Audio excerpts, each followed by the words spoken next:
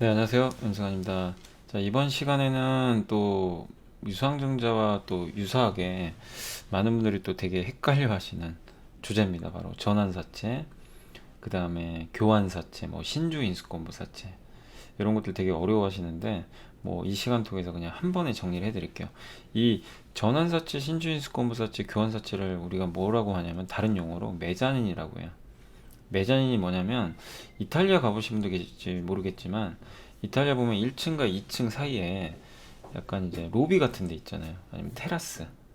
그러니까 1층과 2층의 중간 지역인데 약간 집 안도 아니고 밖도 아니고 좀 어중간한 구역들이 있어요. 네. 뭐 그냥 일종의 테라스라고 생각하시면 될 것 같아요. 이 테라스를 이탈리아에선 메자닌이라고 합니다. 그래서 우리 증시 용어에도 메자닌이라는 용어가 있어요. 뭐냐?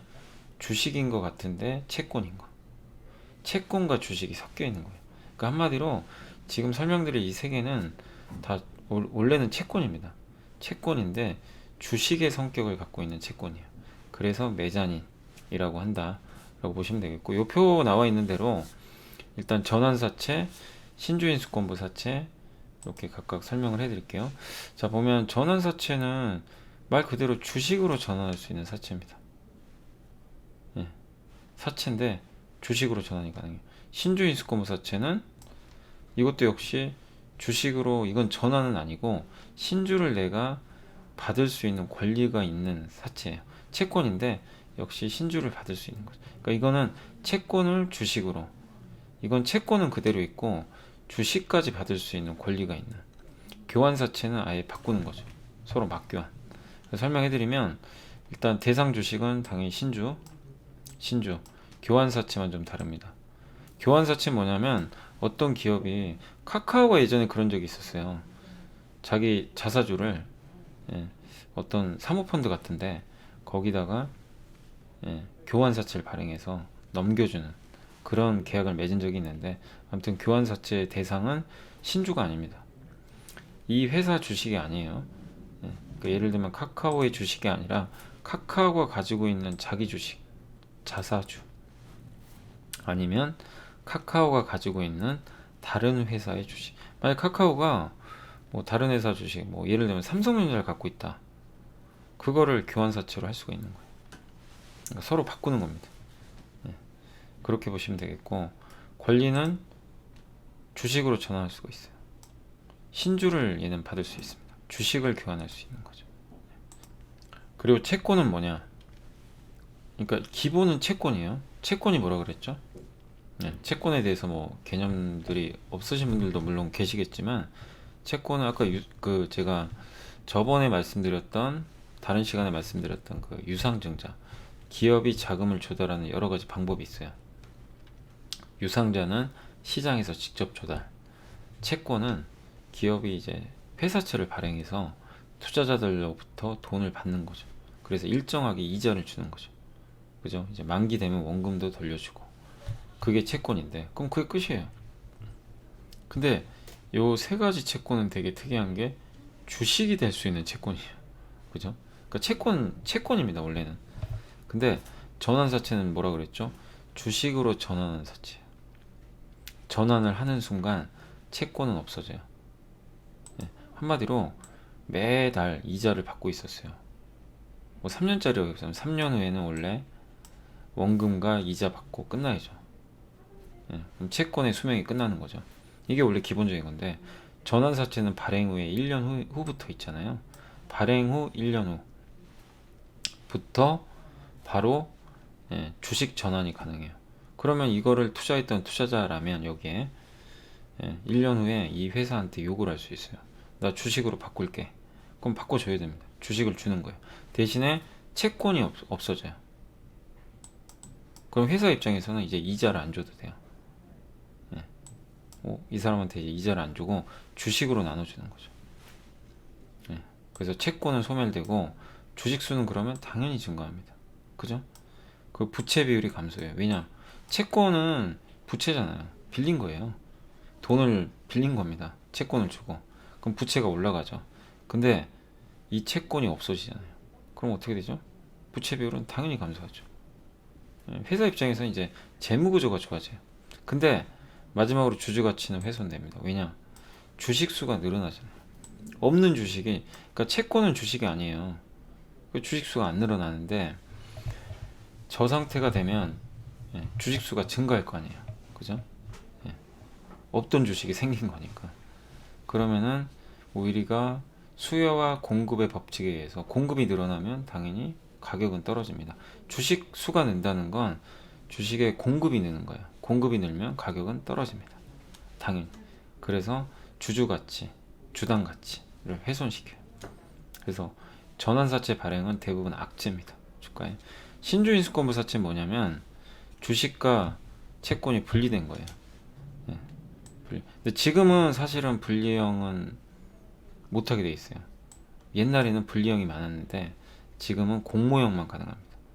예, 그래서 신주인수권부 사채는 어쨌든 채권은 채권대로 있으면서 그리고 신주를 주는 거예요. 예, 그렇게 보시면 되겠고, 주식수 당연히 증가하고 부채 비율도 증가해요. 왜냐, 채권이 없어지는 게 아닙니다. 그죠? 그대로 있으니까. 그러니까 이거는 진짜 안 좋죠. 이 BW라고 해요, 이거를 용어로. 이거는 CB, 전환사채. 이 B가 본드예요, 본드. 채권. 근데 어쨌든 요거는 증가하고 주주가치 당연히 주식수 증가하니까 훼손됩니다. 근데 이 지금은 분리형이 발행이 안 되게 돼 있어요. 예. 그럼 그렇다는 얘기는 뭐냐면 이 신주인수권부 사채가 만약에 발행이 됐고 어떤 투자자가 여기 투자를 했는데 신주를 이제 내가 받을 수 있는 권리가 있잖아요. 예. 그걸 행사를 했을 때 채권도 같이 없어지게 돼요. 분리를 할 수가 없어요. 채권도 같이 소멸합니다. 그러니까 약간 전환사채랑 거의 똑같죠. 지금은 그래요. 근데 그거는 사모펀드만 해당돼요. 사모펀드는 50인 이하를 대상으로 해서 발행한 펀드입니다. 예, 그러니까 모집해서 발행한 펀드고, 공모형은 가능해요. 공모형은 뭡니까? 누구나 참여할 수 있는 거. 그러니까 예를 들면 어떤 A란 기업이 공모형으로, A란 기업이 공모형, 누구나 참여할 수 있는 이 신주인수권부 사채를 발행을 했다고 쳐볼게요. 예. 그래서 여기에 사람들이 참여를 해요. 그럼 분리형이 가능하다 그랬죠. 무슨 얘기냐? 예. 주식도 받고 채권도 같이 가져갈 수 있는 그런 상품인 거예요. 공모형은 가능해요. 그게. 그래서 1년 후에, 뭐 1년 후가 될지 뭐 3개월 후도 가능합니다. 3개월 후에, 예, 실제로 예전에 두산인프라코어가 그랬거든요. 예전에. 어쨌든 3개월 후에 주식을 내가 받을 수가 있어요. 회사에 요청을 하면 뭐 주식을 대신 돈은 내야 되죠. 예, 주식을 받는 만큼 그 가격에 따른, 뭐 당연히 현재 주가보다 훨씬 싸게 받아갑니다. 근데 어쨌든 주식을 내가 받을 수가 있어요. 돈을 내고 싼 가격에. 예. 그리고 채권은 그대로 있어요. 그러니까 전환사채는 주식을 받는 순간 이게 없어지는데 얘는 유지가 됩니다. 그대로. 예. 그러니까 투자자 입장에서는 훨씬 좋은 거죠. 내가 전환사채에 투자하는 것보단 이 BW에 투자하는 게 훨씬 유리할 수 있어요. 그런 상품이에요. 예. 그래서 주식 수도 증가하지만 부채 비율은 감소를 안 해요. 왜냐면 채권이 그대로 있으니까. 채권은 뭐죠? 이자를 계속 줘야 되니까. 그런 상품입니다. 다만 요거는 분리형은 공모만 가능하다. 공모형. 사모펀드 50인 이하 대상으로 하는 거는 분리형이 발행이 안 되게 돼 있습니다. 법적으로.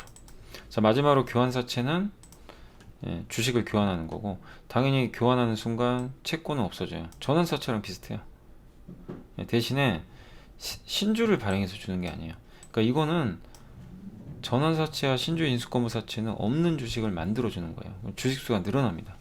근데 이거는 없는 주식을 나눠주는 게 아니라 있는 주식, 기존에 자사주나 다른 기업 주식을 나눠줘요. 그래서 주식수 변동이 없어요. 부채 비율 변동 없어요. 그대로입니다. 예.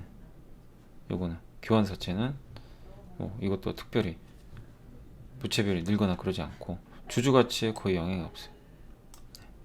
왜냐하면 보통 이제 물론 부채 비율이 약간 증가할 수는 있죠. 교환사채도 이자를 주게 된다면. 대부분은 이자가 없는 경우들도 많이 있기 때문에 부채 비율은 유지가 된다. 그리고 주주 가치는 크게 영향이 없다. 예, 그래서 교환사채가 어떻게 보면 주가에는 가장 큰 영향은 없어요. 대신에 전환사채와 신주인수권부사채는 좀 주가에 안 좋은 영향을 줄 수 있다는 거, 요 표를 통해서 좀 확인을 해주시면 좋을 것 같습니다. 자, 오늘 매자님 전환사채, 신주인수권부사채, 교환사채에 대해서 한번 알아봤습니다. 감사합니다.